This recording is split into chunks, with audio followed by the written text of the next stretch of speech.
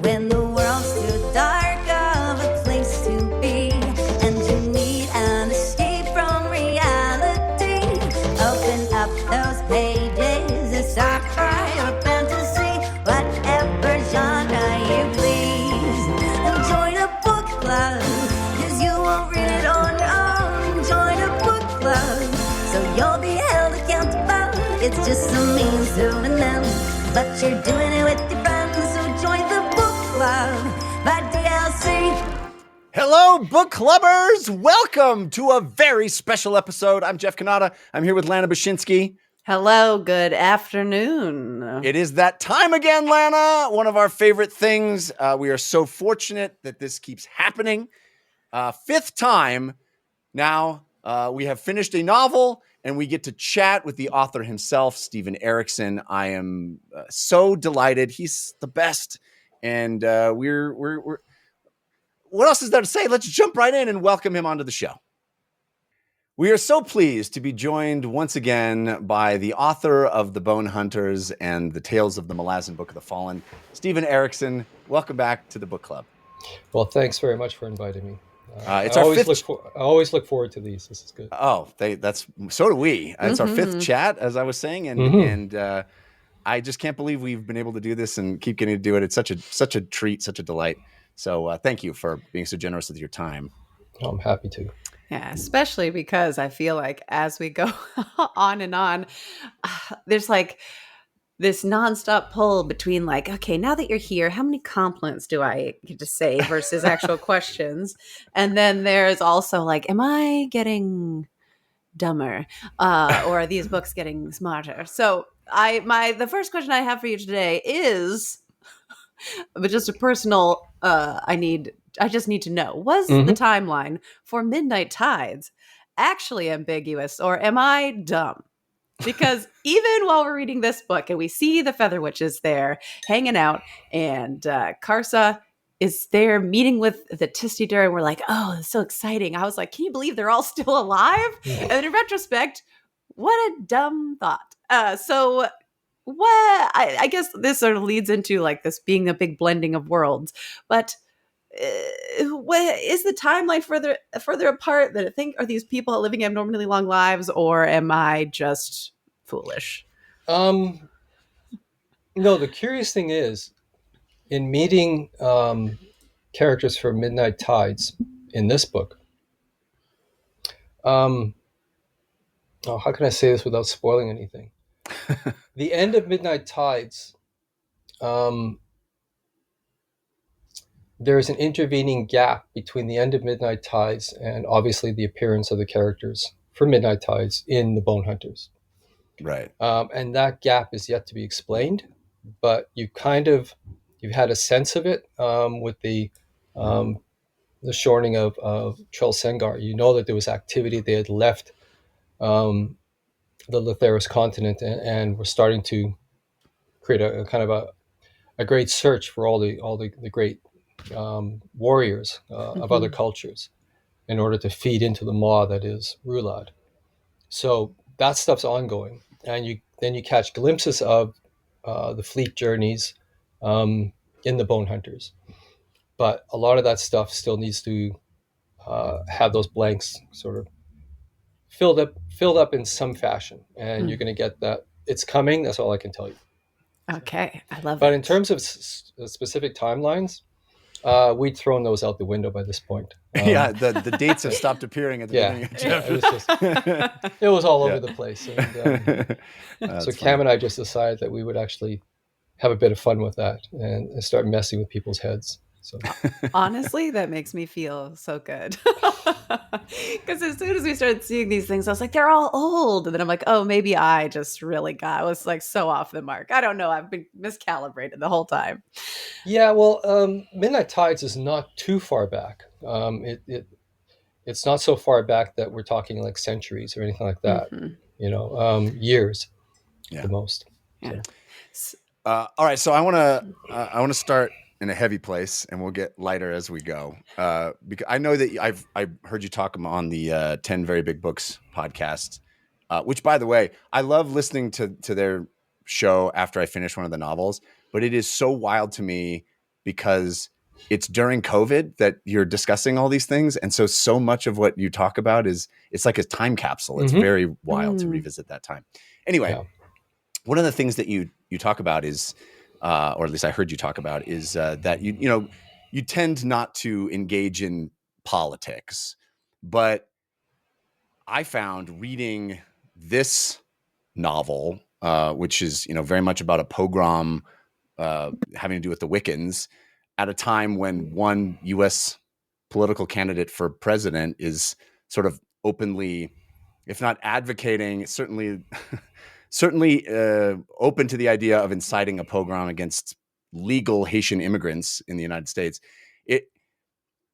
Lana and I constantly are shocked and appalled and moved by how these novels seem to be relevant today, even though they were written 20 years ago.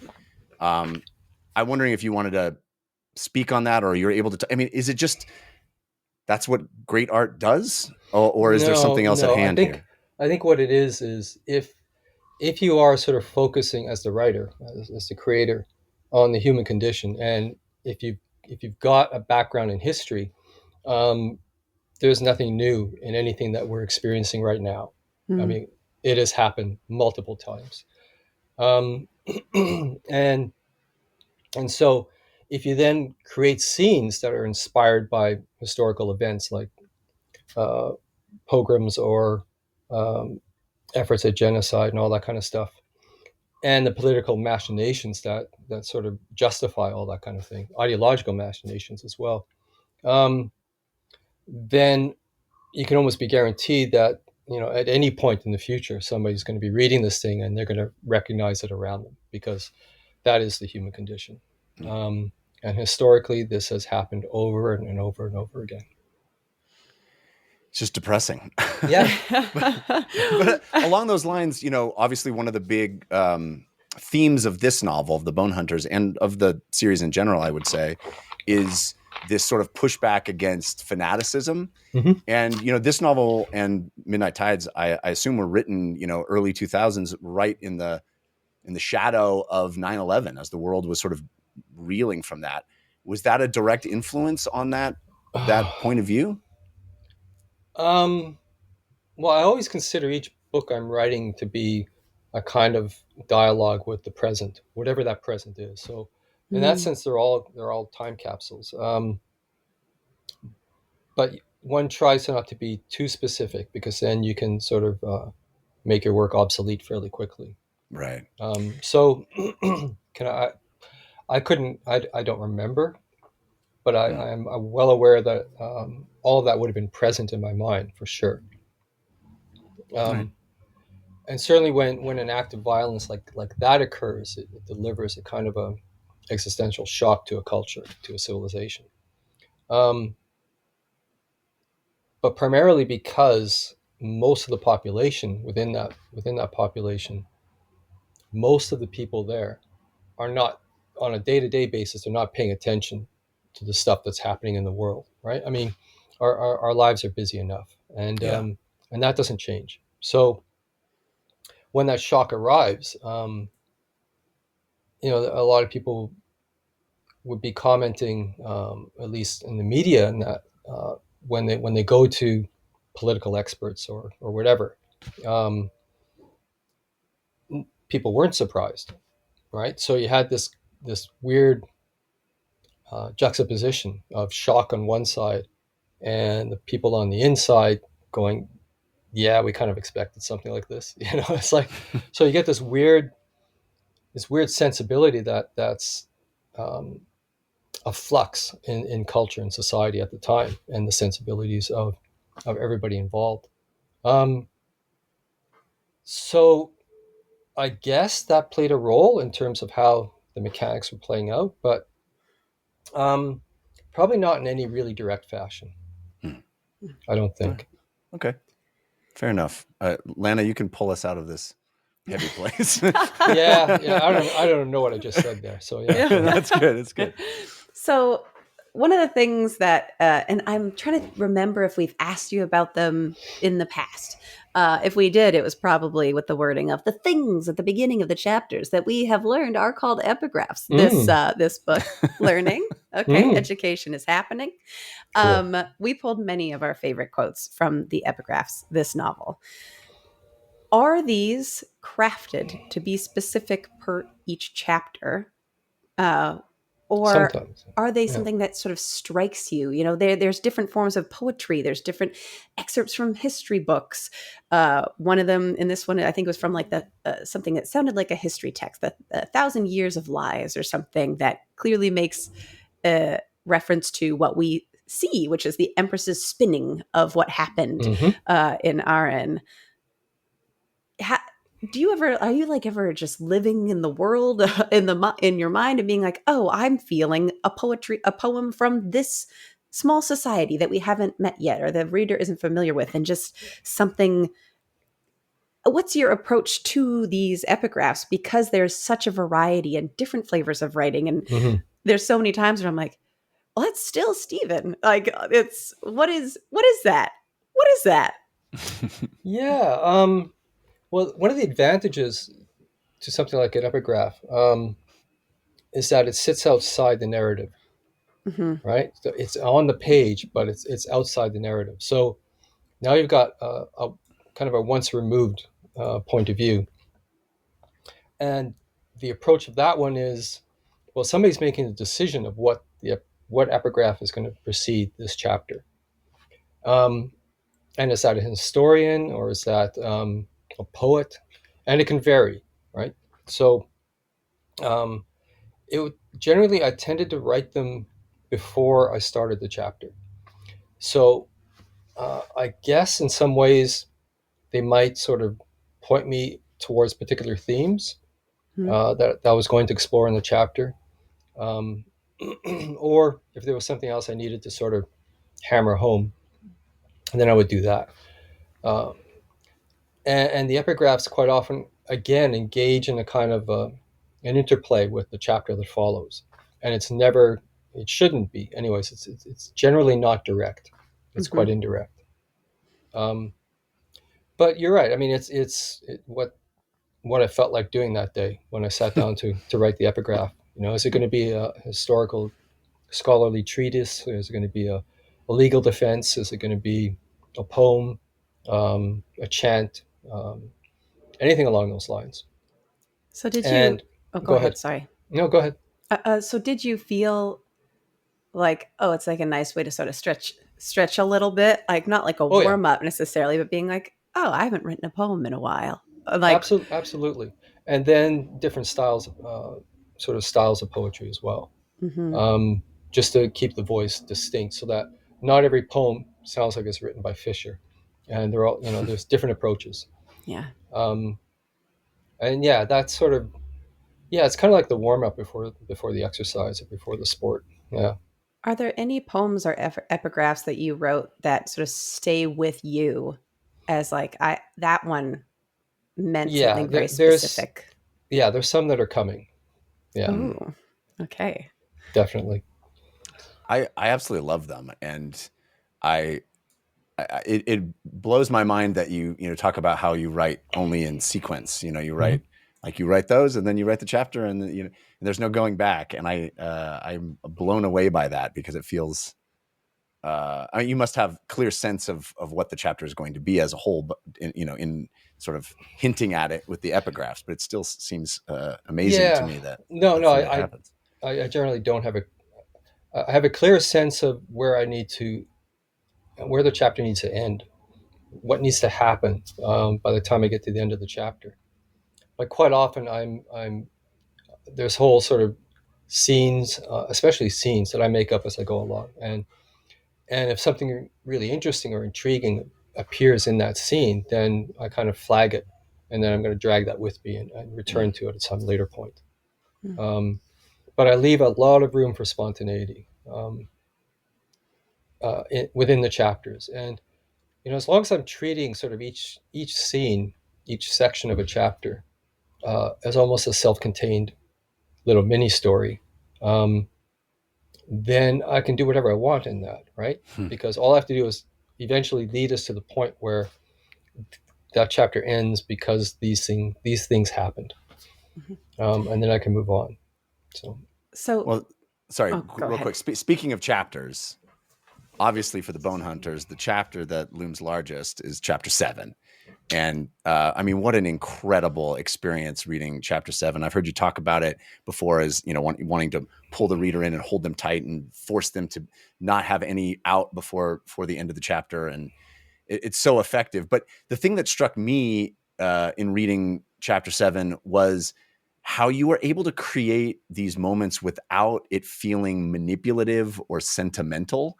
And you even you even give the soldiers a group of children to take care of, which could have been very schmaltzy or cheap, and it doesn't feel that way. And I'm wondering if you could talk about that balance of sort of not getting into the saccharine or the manipulative sentimentality. I think it comes down to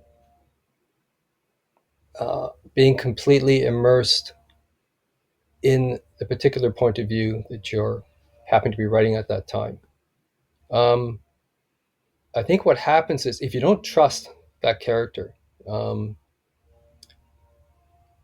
then what can happen is a kind of an ego-driven, conscious intrusion comes into the narrative, comes into the style of writing, where you're adding stuff and you're imposing stuff upon that narrative, upon that point of view.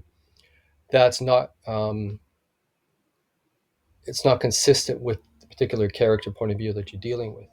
And so that stuff gets slapped on. And that's where melodrama can come in, because that's where you are manipulating the narrative to deliver emotions that haven't been earned yet, and which is melodrama. So I think for me, it's a question of, if I'm going to be writing from Korab's point of view, or Fiddler or Bottle or whatever, I have to trust in them completely, and they're going to be leading me through that section, and I stay with them absolutely. And so there's no Erikson pushing his way into that and adding some really schmaltzy scene with one of the kids, because that's just that would just jump out at you, or jump out at me anyways as a writer when I go back to edit. So I just make sure that I stay with the integrity of the characters, and respect that, and not try to force anything. Do you I find guess, go ahead. do you find that like having so many characters to work with helps that as well? Sure. Because like it is Fiddler and Bottle and Korab, but it's also, our group of heavies and their approach to children, which is like, shut up and move it, kid. Yeah. Like there are these, people who are having a worse time because of their own mental stress, people who are having a worse time because of their own physical stress, people who are the kids just like sniveling and feeling sad in the hole, one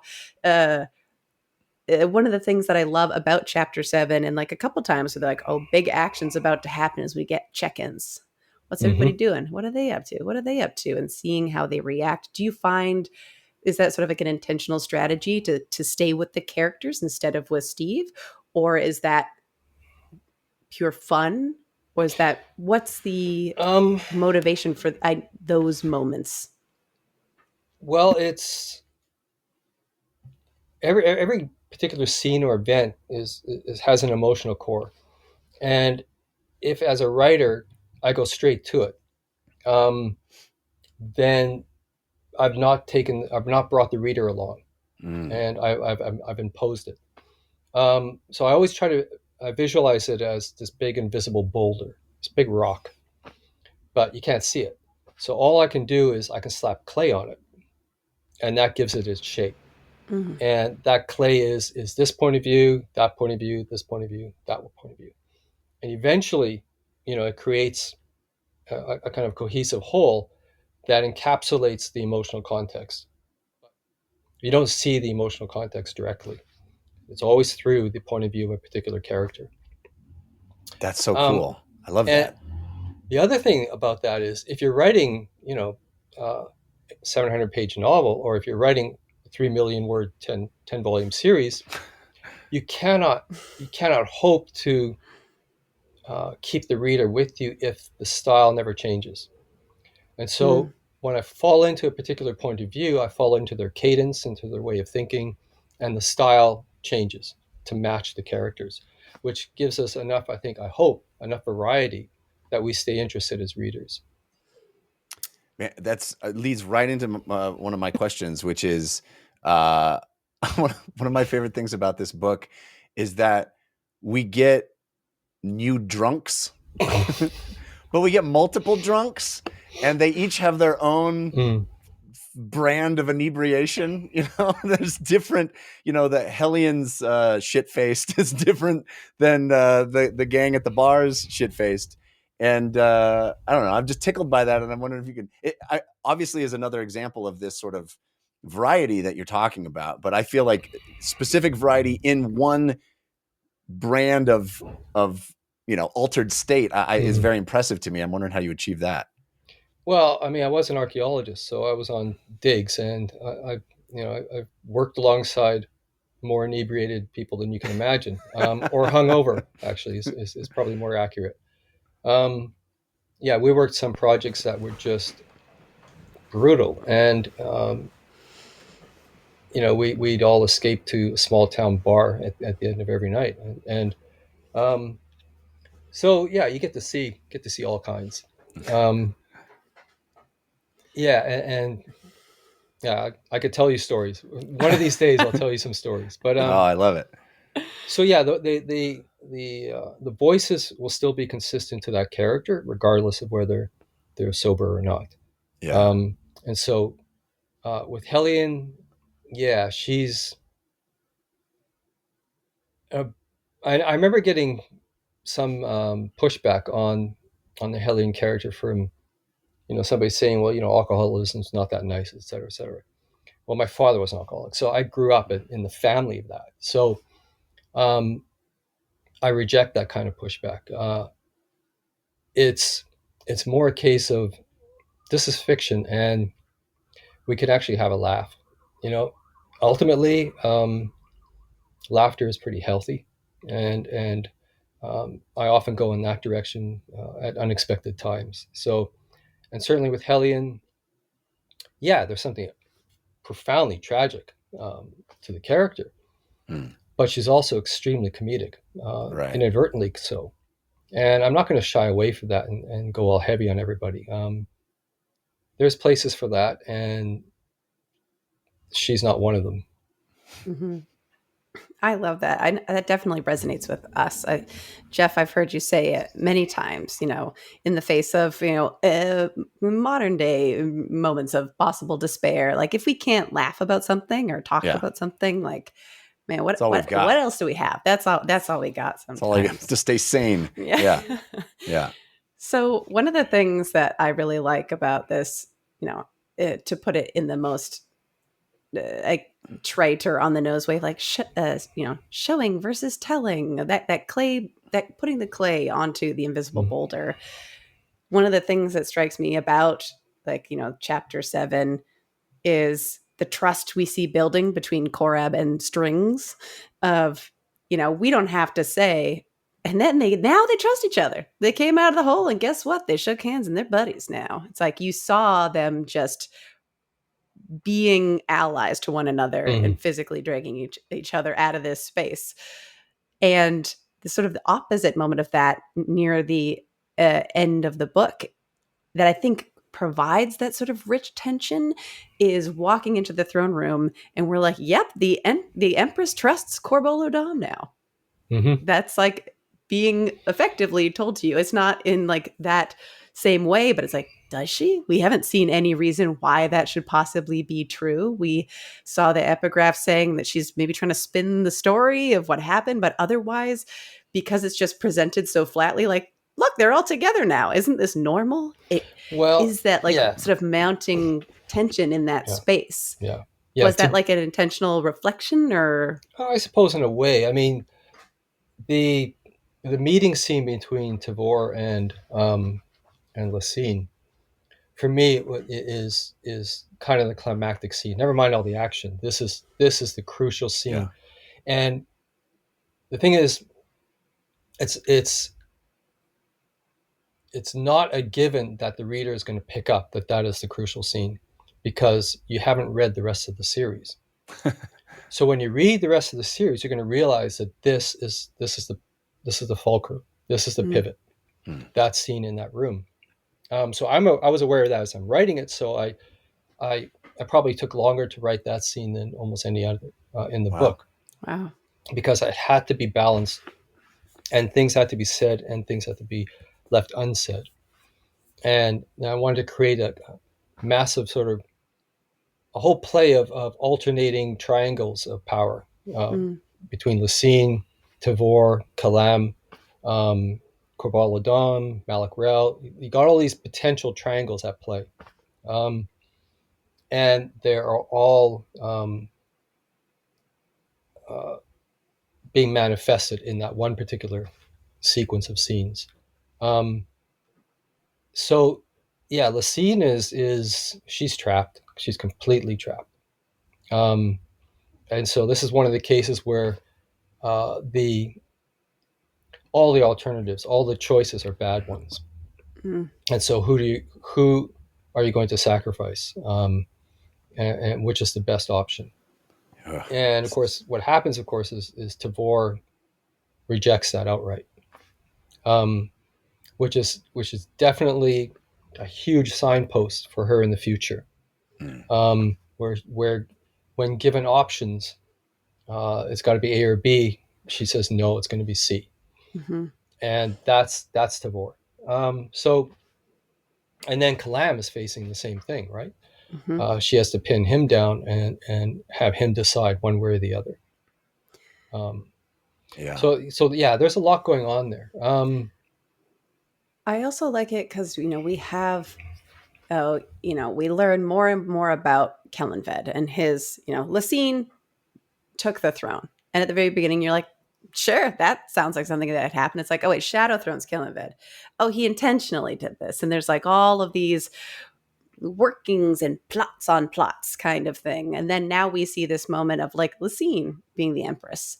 And then we almost see 2-3 potential other like Lacines. Is this going to be a moment where she could try and smoke bomb into Ascension? Is this going to be Tavor being Lacine as Lacine was to Kellanved? It feels interesting to like know that those things happened, get like an idea of Kellanved's motivations and choices that he's made, although clearly still so much is a mystery about the long game that he's playing. But interesting to kind of feel like we're living a little bit of what those tensions might have been for Kellanved versus Lacine off camera. Yeah, although to be fair, it's more off camera for you guys because you haven't read Ian Esselmon's stuff. His books are being published in tandem at this point. So you would have had Knight of Knives and possibly Return of the Crimson Guard, but certainly Knight of Knives, where you would have met Lubin and you would have met Agela and some of these characters that show up in this book, in Malaz City. So that would have informed you a little bit more, but of course when I'm writing it, I cannot rely upon the audience or the readership having read Cam's books, just as he can't rely upon his audience having read my book. So there still has to be enough in there so that it's so that it makes sense. I certainly got the climactic meeting of these two powerful women. I said on the show a number of times that it felt to me like that scene in Heat where De Niro and Pacino finally sit down, and it's like, oh man, just this conversation across the table is the most, action-packed thing here.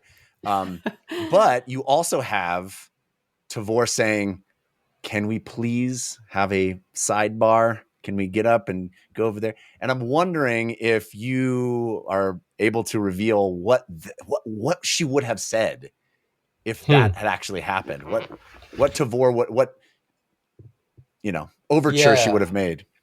What overture would she have made? No, I cannot reveal that. Okay. No, she has. Yeah, there's something else that's driving Tavor, Okay. and that's what a lot of the the final books are going to pull us towards. Love it. So yeah, I can't do that. What I can do though is I can comment on your Deus ex machina. Machina. My aerosol, yes. Yeah. Ooh. Okay.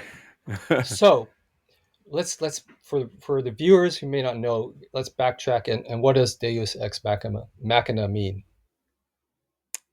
Are you asking Yeah. me? Yeah, throw it out Okay. there. After Translate it. you. You know, God of the machine, right? So it is a Act of God. Yeah. right? Act of God. It is swooping in and having some supernatural force, some overly convenient solution to a problem. That's how. Right. Well, let's separate out the overly convenient to supernatural force, because Okay. first of all, these are fantasy novels. So if you think of how many acts of God you've already witnessed, Sure.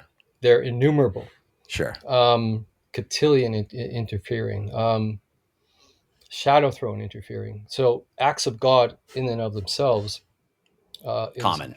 Literal common. gods. Yes. It's fantasy novel. Right. It's no different from the Iliad or the Odyssey, where gods step in and screw things around. So in that respect, that in itself is implicit in the genre that I'm writing in, is that there will be acts of God. But the pejorative side, of course, becomes a bit more problematic, right? Because generally that's used in a mimetic setting, in a realistic setting, one where gods do not appear, or God does not appear and topple the domino or whatever. Mm-hmm. But of course, in a fantasy setting, that's part of the package. So it's very difficult to then separate out act of God or Deus ex machina as a critique or criticism of a narrative structure, as opposed to an implicit element, a component of the genre itself. Mm. Okay, so, but let's do that. Let's take it to that notion of it being pejorative. In other words, the convenience of it all. Right. Okay, so let's consider Icarium. So we know enough of Icarium now to know that what he experienced with that unleashing of his anger and his violence and all the rest has happened before. Mm-hmm. And what we get to see in that chamber is that he is a kind of elemental violence. And so anybody trying to throw violence at that elemental violence fails. You simply cannot do it, right? Mm-hmm. So the Talana Mass try, they're undead, and they're an embodiment of this preparedness for violence, and they're just tossed aside. Troll Sengar can only defend, and even that's starting to end. And then through a different act of God, Quickbend shows up, and he can throw all his magic at it, and it's not going to happen. And eventually, I guess, Cotillion would have stepped in and also would have failed. So if that's the case, what stopped him every other time? Because we know what has happened. We know entire cities have been destroyed, but not continents, not the entire world. So there had to be a force to step in that shut him down. And if it cannot be violence, it has to be the opposite of violence. Right. So let's now go to the aerosol. So one of the things that I was playing with when I created the aerosol was I already had kind of a hominid lineage going on here, where the Talana Mass could either be Neanderthal or Homo heidelbergensis, robust species, subspecies of humans.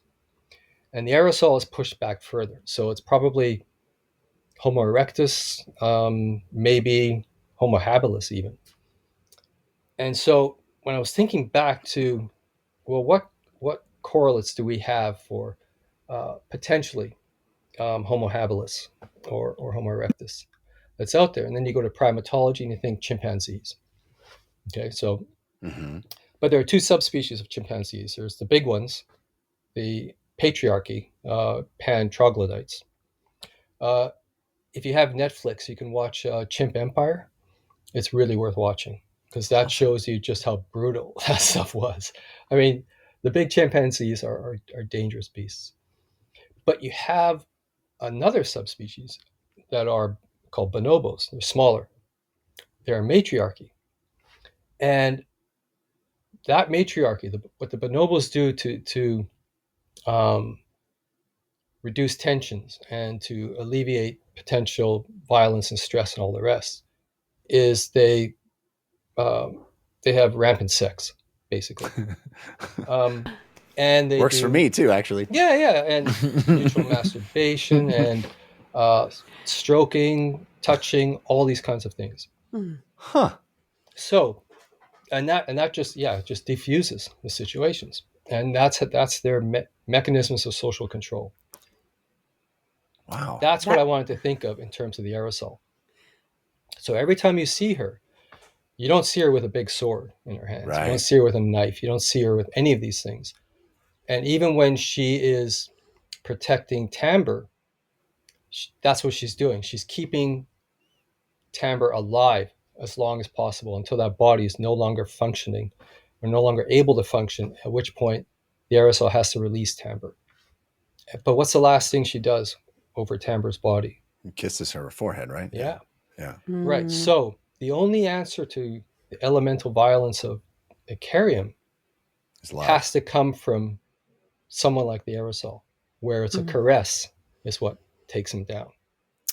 So that's the balance, right? I love this answer. I love this. It's So fascinating. good. And I mean, even just in your explanation of this sort of answered one of the big questions on my mind, was that sort of extreme sort of sexual influence over Bottle, or that sort of animal energy. Like whether that was, it felt like just like an animal moment. There's like so much happening that is like this. The scene on the ships where, you know, Quick Ben is doing something, Bottle's trying to help, and then they're all being helped in their own way, it felt just like there's so much power here, and this is a different form of power and good physical control. And I just love how that's tied in. And it also ties in with questions I had about Tamber, where like her death had some ceremony to it, and that we finally got to like see her do some stuff. Rather than being sort of this vessel, this avenue for intrigue. Who is she? Oh, look at her eyes. She's Tavor's partner kind of person. Her being this sort of persistent mystery, was she always this vessel for the aerosol? I think this is something one of our big questions. Jeff and I talked about, and I don't know if this is sort of starting to dig into like future spoiler zone or something like that. No, it doesn't. But it seemed to me that she, you know, I couldn't tell if she had only just inhabited, sort of like pressing her magic, her caress against Tamber for that final push through the city. Yeah. Or if she was always present, and that's why Bottle could sense her, and that's why she was with them on the ships, and that's why her eyes were to Amber. Could you speak more to like their connection? Yeah. I don't know if I sort of had in mind that Tamber is in any way possessed. Aerosol, in a sense, stays both inside and outside the individuals that she puts her attention towards. In the same fashion as even within that particular matriarchal society,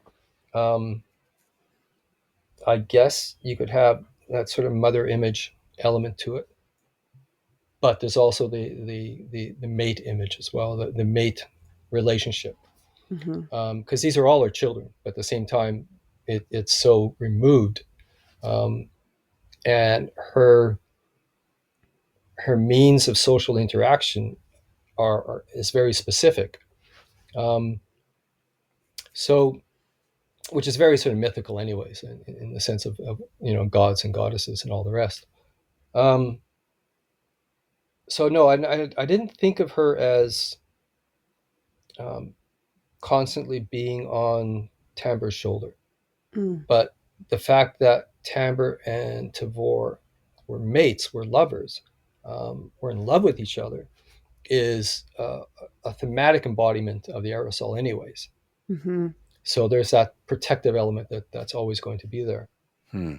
So no, for the journey through Malaz City, that is an instance of the most direct connection that the aerosol makes with Tamber, employing Tamber's love for Tavor, because that is what drives Tamber to defend Tavor and the entire journey.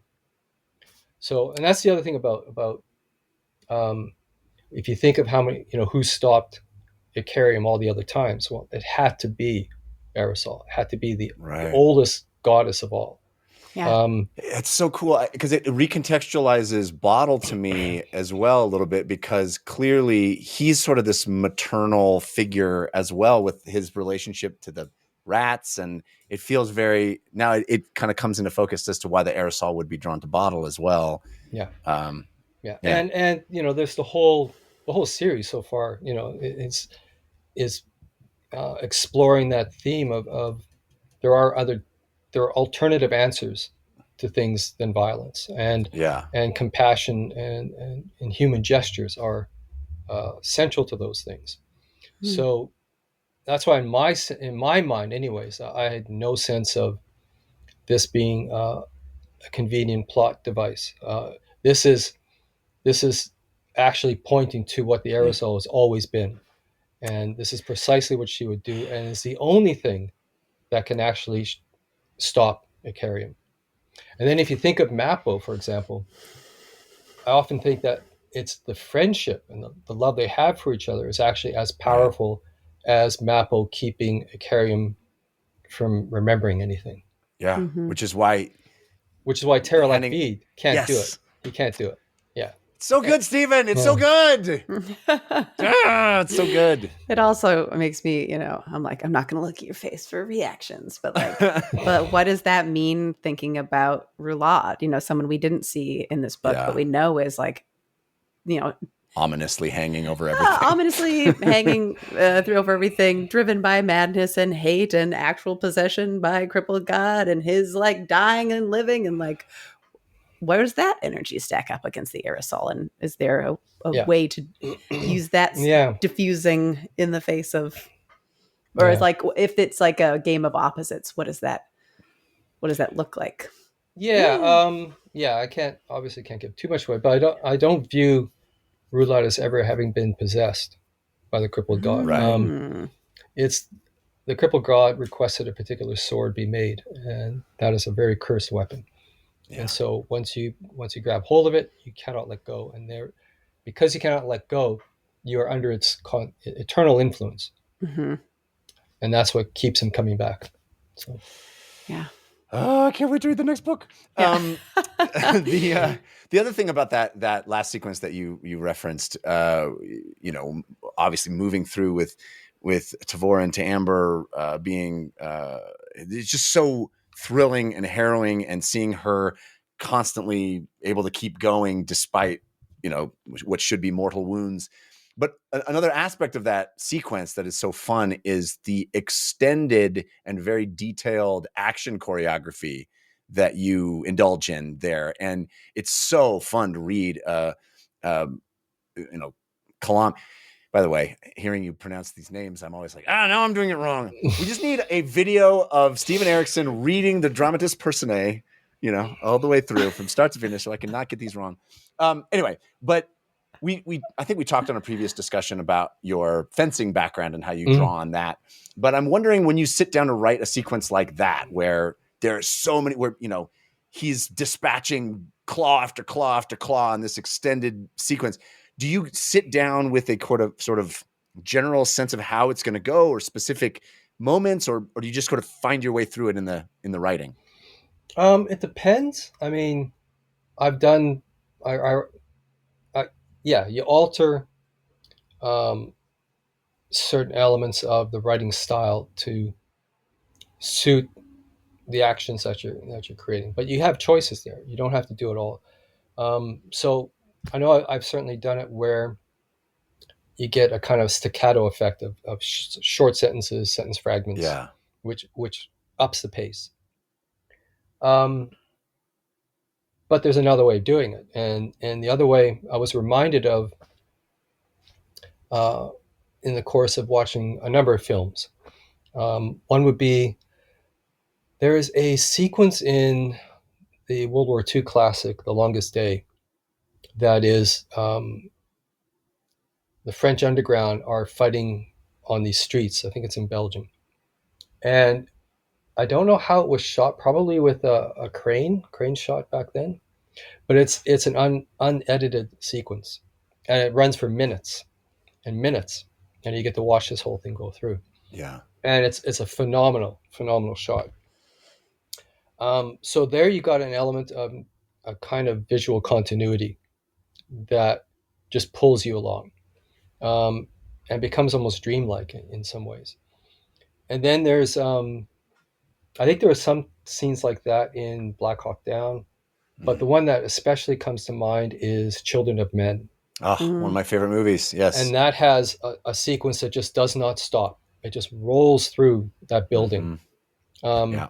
Into the car, out of the car. Yeah, it's just incredible. And I think there was also a scene in one of the, not in Children of Men, in The Bourne Identity, I think the scene at the Waterloo train station. Mm-hmm. Again, it's contiguous, or it seems continuous, even though it isn't, but it seems that way, and it just ratchets up the tension just phenomenally. So how do you write that, right? Because that's all visual. Yeah. And so what I basically did was, as you pointed out, the sentences start rambling. They start elongating. Well, they're not rambling. They're propelled forward. And I don't want full stops. I want commas. I just want to keep pushing us forward. So there's sort of mini versions of chapter 7, right? You're pulled along. Once you start that sentence, you got to follow it all the way through. So, and that is another way of ramping up the pace to the reader. Yeah, it's so effective. I mean, you feel breathless turning the page because you're like, I haven't gotten a period. That it's so cool. Yeah. We talk a lot while we're reading, and it's fun to hear you describe it, cinematically in this way, because Jeff, you acted and currently act, and we're sort of in and around theater and film, as was I growing up, and like just being in media. It feels like, hey, is this actually like, am I reading it like this, or is this just where my brain goes because of my experiences with media and how media is part of my life? One of the things that struck me about those final scenes and that sort of chase is the whole time, even when it's not in writing, imagining that song in the background, Fiddler song in the background. Is this something that, like, everybody being like, do you hear that? Do you hear this music? And there's like a couple moments. Do you hear that music? Do you hear that music? I love that was a persistent thread throughout. That feels, when I reading it, it is that breathless page turning and just imagining this fiddle getting more and more intense in the background as the number of Kalam is killing at any moment is sort of ramping exponentially. Just so fantastic. And the juxtaposition between the violence and the sort of beauty and sorrowful nature of this dirge, it's really impressive. Yeah. I basically write the film that's going on in my head. Yeah. And it is a film. I took film studies and all that kind of stuff. So it's very much, quite often when I'm composing the scene, I compose it cinematically, and then I just sit down and describe it and choose which details I want to use to sort of convey all of that. Because of course, in a scene in film, everything you see in there, say in a room, has been deliberately placed there. Yeah. but it's not intended for you to look at everything. So all you're supposed to do is receive the impression, verisimilitude, and all those details. And so for the writer, everything that you're now going to describe, you have deliberately placed in there, in that room. And that's to convey the impression that the rest of the room actually exists, right? So, and the world that created all of that still exists outside of that. Yeah. So, The difference in film is that there's somebody whose job it is to think just about the clothes, and somebody whose job it is to think just about the props, and you got to do all of it. and things like continuity too, right? Yeah. I always catch continuity errors, right? That's one of the things that I catch all the time. Drives me crazy. Yeah. And you mean in watching movies you catch it? Yeah, constantly. Yeah. Oh, change shirts. Where did that happen? Right. Yeah. I especially older movies. I think it's one of the Indiana Jones movies where every scene of Harrison has like the blood on a different side of his face. I'm like, this is killing me. Cigarettes as well. Cigarettes on old films. Yes. Yeah, where the ash is and the length of it and all the rest. Changes in every scene. Yeah. If you watch a scene with somebody having like a milkshake at a diner, you go, there's somebody whose job it is to look at the level of the milkshake and how much whipped cream has melted. Yeah. Brutal. So speaking of Fiddler's song and that scene where the sort of naming of the dead with Stormy and Raventooth, even though Lagana shows up and very distinctly, very clearly is like, what's up, Stormy, Shield Anvil? I couldn't help but feel that Fiddler's song was a form of what we've seen in the past. It felt much like an expression of grief. And I know that Shield Anvil is like taking of the grief, but the fact that that Fiddler was like, everybody say the names and I'm playing the song for that. We've had music play this distinct role in the past. The Tano song, I think, like started early and then really came forward in House of Chains. And I'm not sure, again, if I'm generating spoilers by asking, but was this moment the felt weight of grief between soldiers, or was Fiddler's playing something more potent than that? Because I'll leave it there. Yeah. I would think the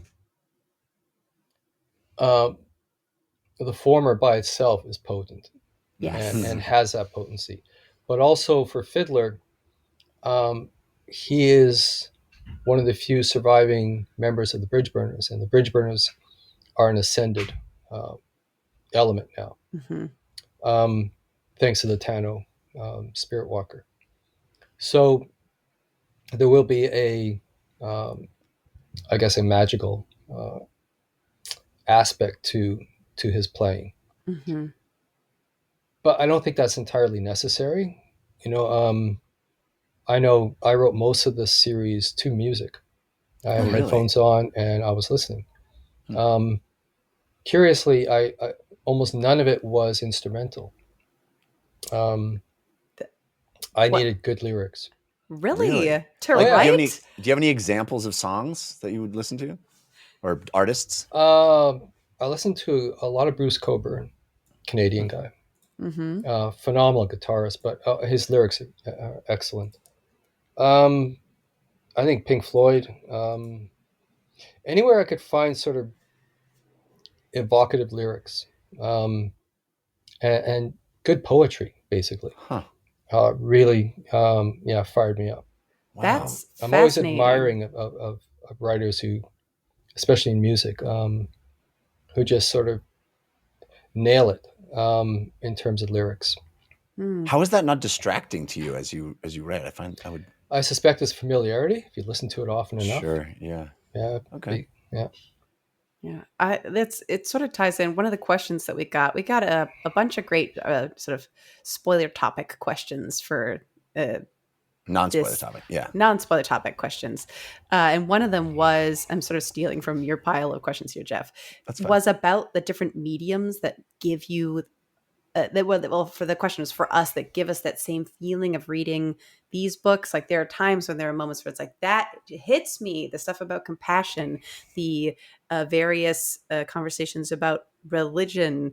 There's so many moments that Jeff and I were feeling feelings. It's just it is so potent. Are there things that make you feel that way, other maybe for writing Malazan, but give you that feeling that you feels has a tie-in, or when you listen to it you're like, oh yeah, that is Malazan? And maybe the answer is like, hey, Pink Floyd and Bruce Cockburn. But yeah, in other mediums, like a kinship yes. to your novels, maybe. Oh, sometimes I guess with certainly with film, I was certainly impressed by Black Hawk Down, Mm. and I thought if I was in charge of creating a Malazan military role playing game, computer game kind of thing, I would model it after Black Hawk Down, just crossbows instead of machine guns, basically. Yeah. Because there's immediacy to the way that was shot, that I thought was just, yeah. Black Crone Down. Oh my, okay. Yeah. Good night, everybody. Yeah. Yeah. Let's see. And there's a soundtrack. I guess it's Zimmer. The soundtrack Yeah, for it's that. so good for that movie. But there's yeah. one instrumental piece, Leave No Man Behind. And if I'm ever listening to that, I get all the final scenes of Deadhouse Gates. Wow. Yeah. And That's if I were cool. to shoot all that as a film, that would be the music, and all the sound effects and SFX would drop away completely. All dialogue, you wouldn't hear. You'd see people see but not hear. Nil and Nether screaming, and you wouldn't hear the battle, but you'd see it. You would just get that music. Wow. And everything would just play out that way without any other sound, just the music. So I love it. And it is a great piece of music. So it's so evocative. That's a great poll. Have you seen the movie 1914? By the way, it came out a few years ago. It is all, the entire film is just one long uncut shot. I mean, they didn't do it that way. It's trickery, but it feels like one long continuous shot, and it's World War I, but it's quite powerful movie. I love it. Is it the one with the two guys who have to run across? Yep. Yeah. Okay. Yep. Yeah. I thought that. No, it's a good film. Similar to me that what you've been talking about. Another question that we fielded in our non-spoiler section recently, I will throw out to you, is the question of Malazan merch. Has there ever been any talks of official anything? There's nothing official. I know there's a lot of I guess bootleg version of things out there. One of the problematic aspects to it is, if Cam and I were to think in terms of merchandising, it's a lot of work, and we'd have to hire somebody, and we can't afford that. So, and then you need quality control and that kind of stuff. Because I don't want. No offense to Burger King, but I don't want Burger King coffee, cups. No, offense to Burger King. Yeah. Offense to Burger King. All right, whatever. But what makes it problematic is when you're in negotiations for film and television rights, that's a big part of it. So they don't want that to already exist before you. If it already exists, it becomes a bit of a nightmare. All right. Are there any like one-off props that if you're like, oh, I wanted one particular physical version, like things that come to mind are like Kalam's Authorial long knife. Yeah. Or one of the ones I brought up was the sort of glass vial of like break in case of emergency magical pendant. Is there one thing in your mind that you're like, oh, this would be, and maybe you have it, like somebody's created some fan-made thing from your books? I have a couple of fan-made things, but no, I mean, I wish I did have what I'd want. I would want a life-size replica of Moon Spawn, so I could just,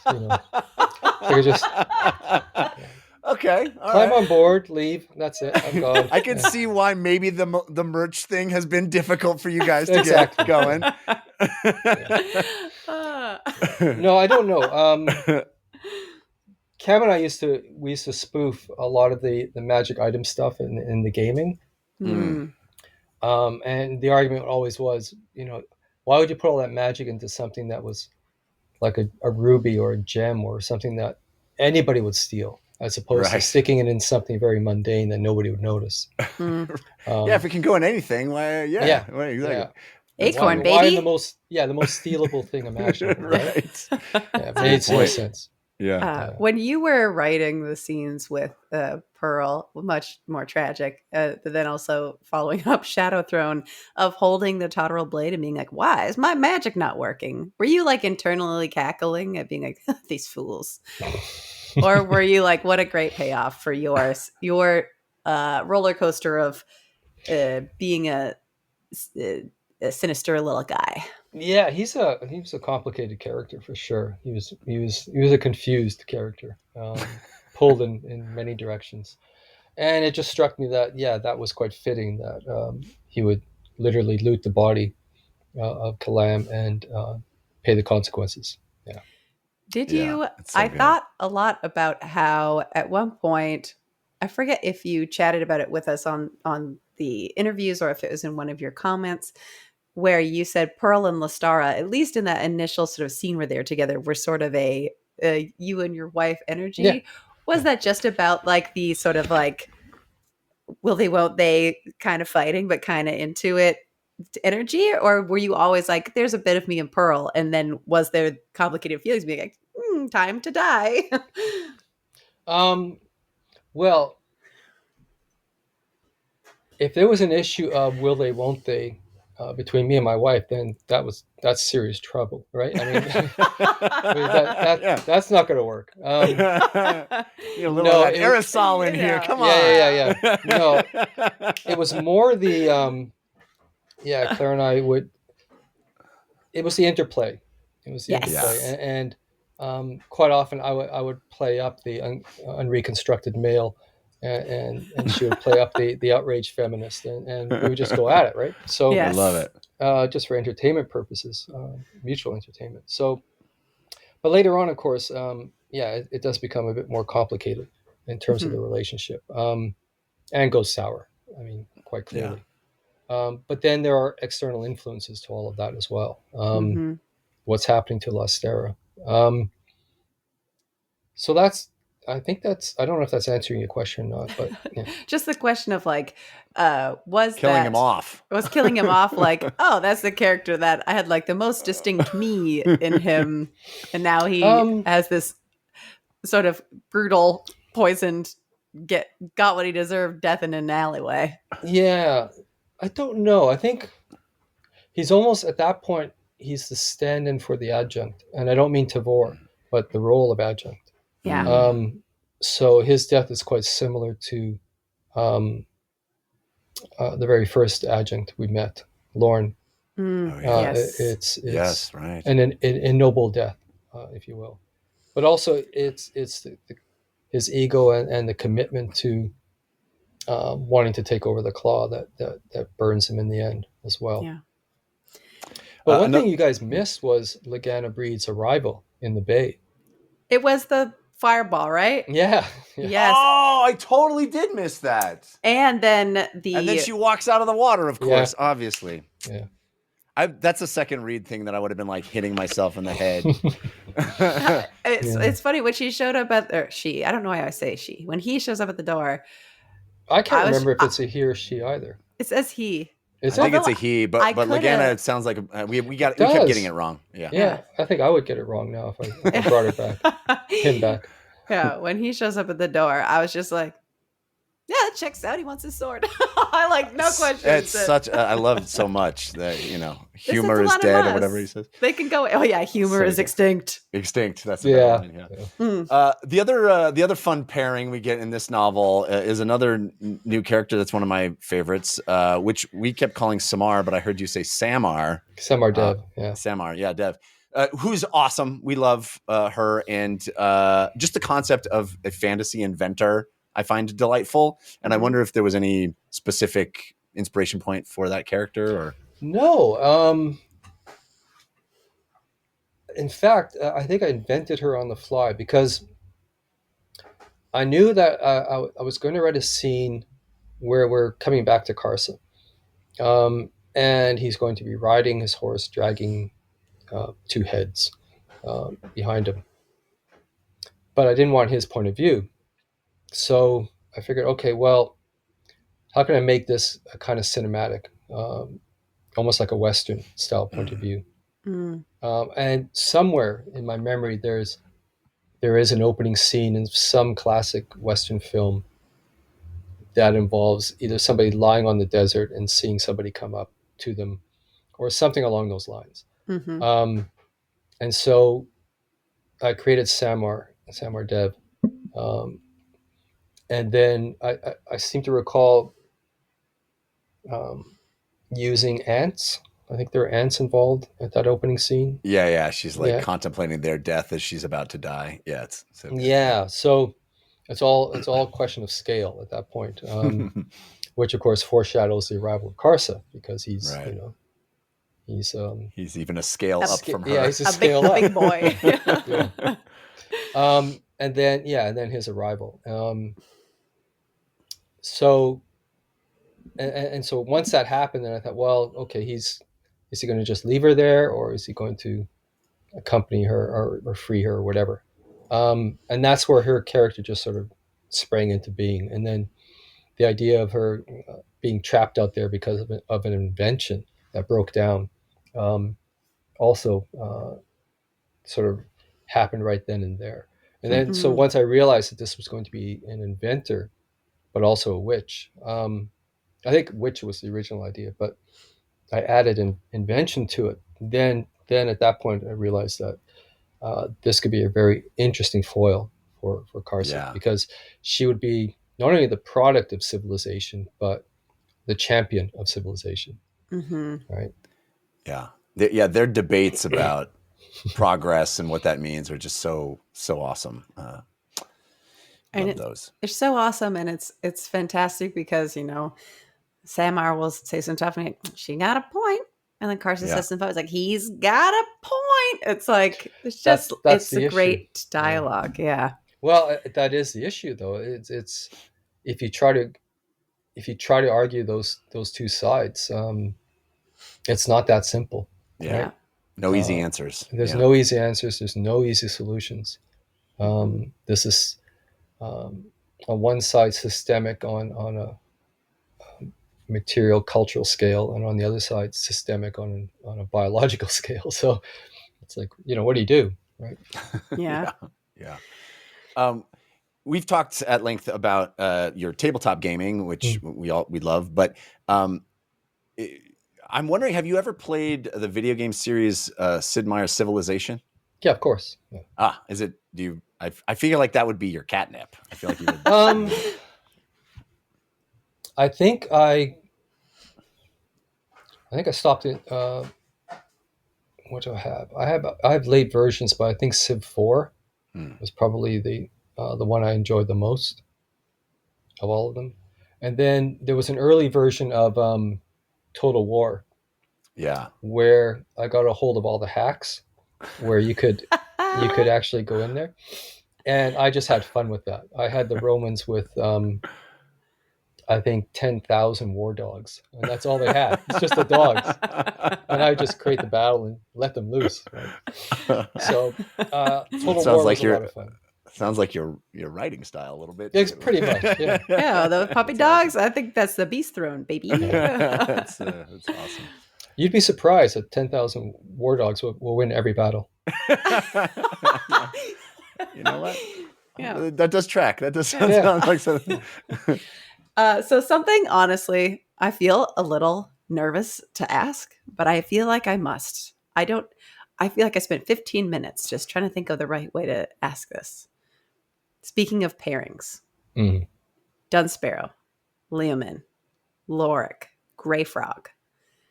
Did the potential of these characters get too big for this world? Did they serve their purpose?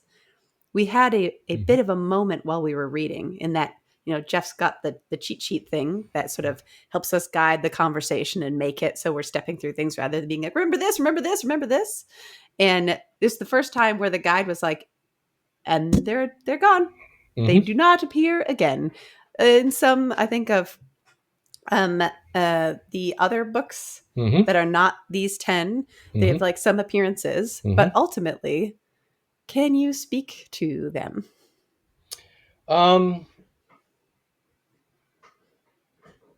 Yeah, probably I could not see any way they would fit into what was coming, story-wise. And so I was probably pretty conscious that when I got to their final scenes, they were the final scenes that we'd see them in. So they needed the appropriate send-off. But I also knew that they were wide open for Cam to make use of them at any point. And since I wasn't quite sure what he was up to in terms of his storylines, I basically didn't have to. I didn't really think about it. Didn't worry about it. And just if he wanted to, pull that character into one of his storylines or into one of his novels, they were there for him. Is that how it works? Do you like call each other and say, "Hey, you invented something cool. I want to use it for my thing"? Is that how it works? Yeah, sometimes. Yeah. Yeah, that's neat. It was one of those things that I feel like if we went forward and if the thing hadn't called it out, it would have been like, yeah, they were here, they served their purpose, and then they were gone. But because this is the only time that the thing has just explicitly been like, and that's it, that's their final scene, that's a wrap on Dunsparrow, everybody. It was such a distinct beat that I wasn't sure if there was like the potential, like how huge of a character it feel like Whiskey Jack's sister could be. It did feel like it would have been 20 very big books, Well, but also bear in mind that comment was written is fixed in time in and of itself. Yes. And right. The two novels that were originally one novel that I'm writing right now, the second one, which I'm 80% done, so I'll be finished it when I do my writing retreat, just happens to have Captain Dunsparrow. Oh wow! So that, and it's the first mention of it, but it's very much a case when sometimes you send a character off into the sidelines, and at least I always had a sense of, well, it's not like they've ceased to exist, and I need them. I'll just reach across and I bring them back. That's cool. I love that. So that's what I did. That's fantastic. So I'm very cognizant of the time, but one of the things that this sort of touches on, like this book, we've had definitely like merging of characters. So there's like these convergences that happen. This feels like the second really big. We had a different world that we experienced with Midnight Tides, and now putting that whole world into this one. That Midnight Tides was to the rest of the series as Deadhouse Gates felt to Gardens of the Moon. We're in two different spaces, but we know they're the same. Thinking of that place where like we've got this pool of characters. How do you decide which characters get to make their introductions first? It feels a little like, Tay-Hall and Bug. Like, I'm ready for that. I'm ready for the encore, baby. I know they're coming. Is it like a juicy little tease to like know which characters you're sort of holding back, or because of your writing style, it's just like, well, it wasn't right for them to come in yet? And it's a bit of both. But I always look forward to returning to particular characters, or any character for that matter. And then it's a question of, well, how do I set up that return in the best way possible? At least to my mind. And whether that works or not depends on the readers. But it's always fun to think, okay, this will be the first time we're going to see Tahol and Bug again in the next novel. What kind of scene am I going to open with? Because I've set the precedence of quite often when the opening lines of whatever scene to hole and bugger in um, are I guess a bit absurdist. Um, and to Hole, his first appearance on the rooftop with his blanket and stuff. That's you have to kind of write up to that now, right? Once you've stumbled onto that thing and it was so um, perfect for him, um, then I have to make sure that I'm echoing that or I'm matching that in some way. Hmm. So Um, I love hearing you talk about the craft of writing. I'm knee deep in writing my own first novel, as I've mentioned before, Cool. and I love listening to your conversations with AP on his channel and numerous other things. I love listening to you discuss your approach to writing, and I'm wondering if that approach has evolved, and if Oh you yeah. could send a message to yourself when you first started. Is there anything that you would say? When I first started.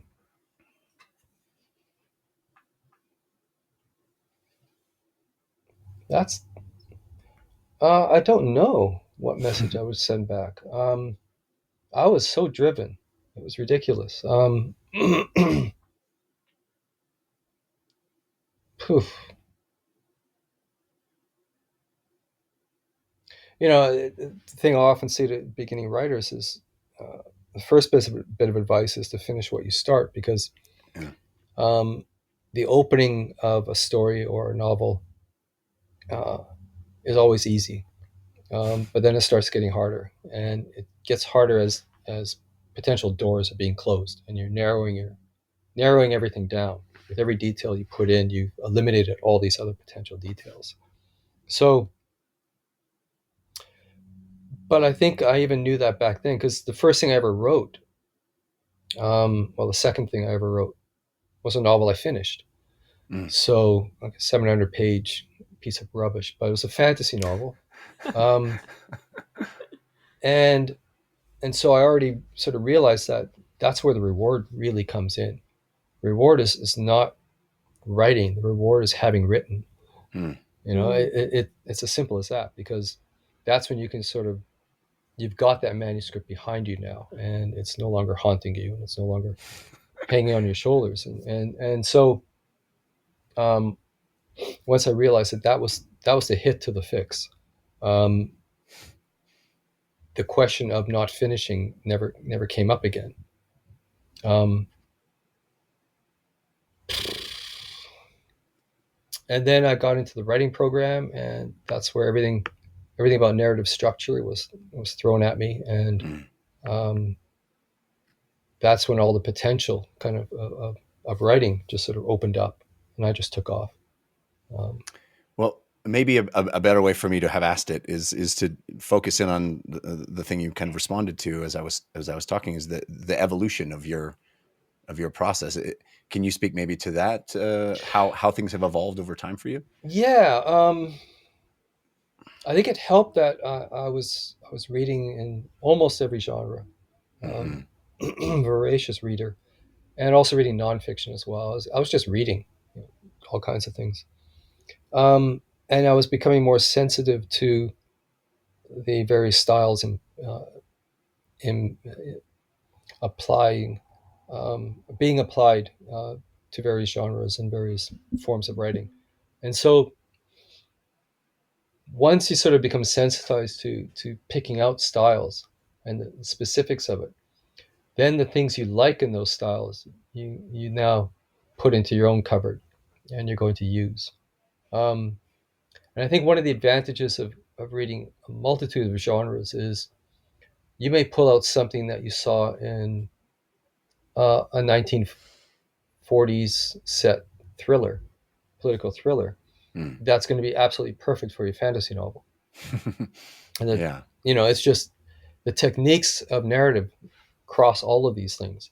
But quite often, some of the conventions are really quite clever in specific genres, which you can then extract and make use of in whatever you're writing. So I guess I was lucky in that respect, that I was reading so many different things. And I guess the other thing I made a point of doing, probably unconsciously to start with, but that was writing in different styles, not just one.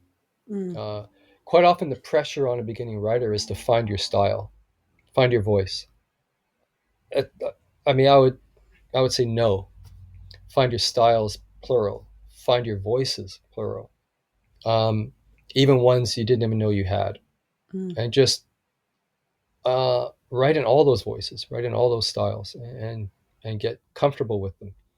Because then if you are going to write a first person point of view from a character whose background is nothing like you, the author, you might have enough, you might have worked through enough style and of that style of that particular character, that particular person, that you can pull it off. Because the alternative is, if you haven't, that character is not going to feel real to any reader. So that's great advice. Love it. Lana, any last questions? I think we've ended these in the last couple times with like a non-spoiler, a little excitement hit from you as we go forward into the next book, which somebody here knows the name of. Reaper's Gale. Reaper's Gale. As we go forward into Reaper's Gale, is there any little soft, words of farewell you want to offer us? I don't know, pronunciation tips, whatever you'd like to offer. I should have had a copy of Reapers. I could have gone through the character list. Oh my gosh! If you give me a minute, I can. Yeah, go for it. Yeah, do it. Okay, let me do that. Yeah, you can edit out. You can edit out this little bit.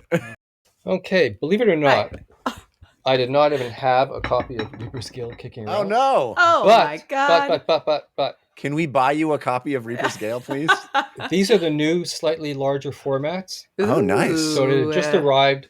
So it's Ooh, it's still crisp. First looks happening on this. Yeah, I know. Chat today. Oh my god! Okay.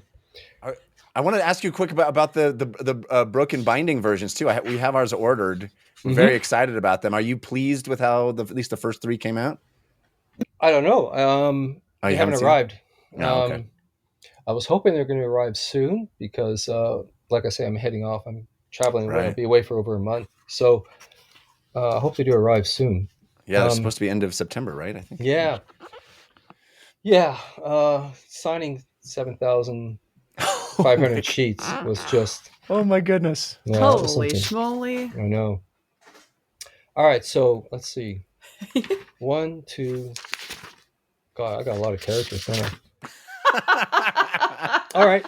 Tahol Bedict, Bug, Shirkalal. I got Skorgan Cabin, Shirk's first mate, Ublalapung, Ormley, Rucket, Carols and Vicdad, Tanal Yathvanar, Ratos Hibanar, Venet Sathad, Tribun Noel, Nisal, Janel, Turadal, Brazad, Janath Anar, Siren Kanar, Brelig, Yedin Derrig. Pay attention to that one. Derrig. Right. I'm going to be listening to this bit of audio over and over. I know. Every week I'll be like, okay, let's listen to the list again. Orban Truthfinder, Letter Anict, Vivat, Featherwitch, Rulad, Hanan Mosag, Uruth, Krisnan, Ruth and Trana, Brol Handar. Yan Tovis, Veraton, Terlak Vid, Akarium, Hanradi Kalag, Tomad Sengar, Samar Dev, Kars Orlong, Taxilian. Oh yeah, Dejim Nabral. Not Dejim. Not Dejim? Not Dejim. Come on. Oh, Dejim is so good. It was good. He lives. The Aldan. Red Mask, Massart, Hadralt, Sag Churok, Gunthmak, Torrent, and Tarkus. Saren Pedak, Fear Sengar, Kettle, Udanos, Wither, Silch's Ruin, Alshin Prowl, Rud and Elal, Hostil Rator, Tilaris Benok, Kristanis Ishilm.